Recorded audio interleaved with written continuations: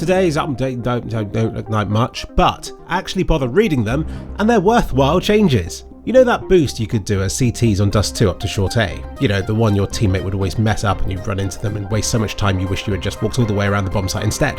Never fear, for Valve have added a few extra crates here, which lets a single person climb all the way to short A. There seem to be all sorts of different ways of jumping up these crates. I did it a number of times, got my best results and compared it with just running around the site normally, and it looks like you save a good 4 seconds with this new route. So expect CTs to be at short quite a while sooner than before. Unless they had good teammates in the first place, in which case they could have done this already.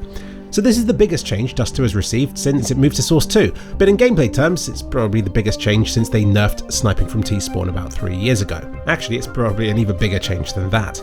From my mapping days, I know that every well-intentioned change has unintended secondary consequences, and with these new crates it has created a very powerful spot to guard short A from. With full body cover against even the most powerful and penetrative of weapons. And if you crouch down while you stood on this top crate, then you're quite well hidden from people rushing short as well. But not entirely. Let's see how all this plays. The other big change in this update, or at the same time as this update at least, is that England finally has its own Counter-Strike servers. I mean, it's only really big news if you live in the UK, but it means our games will have a greater share of players who can and will speak English. I'm fucked. Hello, mate.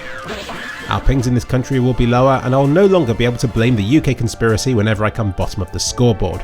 This was a thing where I swear netcode got scrambled on its travels across to mainland Europe, making all English players suck, and that's why there were so few pros in this country.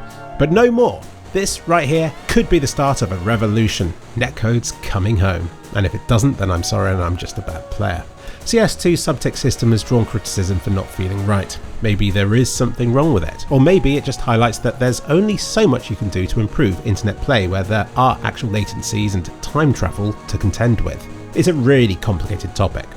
The brute force solution would be to only play with and against people at LANs, with zero ping and to do away with internet related problems completely. But obviously that's not going to happen, so installing more servers to more locations is pretty much the next best solution. So this is why it's really great news for England that England now has English servers for English players to play on and all that. In other updates, they've apparently cut down on how much the fire effects will pass through thin walls. I did a few quick comparisons, but with mixed results.